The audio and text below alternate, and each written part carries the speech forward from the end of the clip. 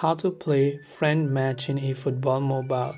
In order to play friend match in eFootball mobile, all you have to do is make sure to open up eFootball, and from the left hand side you want to go to this option called match and select friend match over here. So go to match, and right here from the top you can see friend match.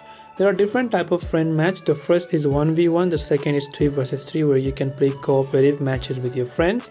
If you want to play 1v1 match with your friend, you can either join in the match room with the code that he provided by selecting search match room and pasting the code number and hitting the search button and joining the room, or you can select create 1 versus 1 match room over here, select the password, select the team type, dream type or authentic, then hit the create option that you can see right here.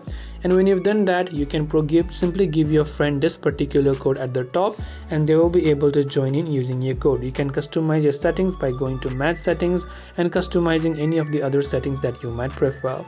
And this way you can play friend match in eFootball mobile. Hope this video helped you out. If you have any questions, feel free to leave them down below. Thank you for watching and see you soon in the next video.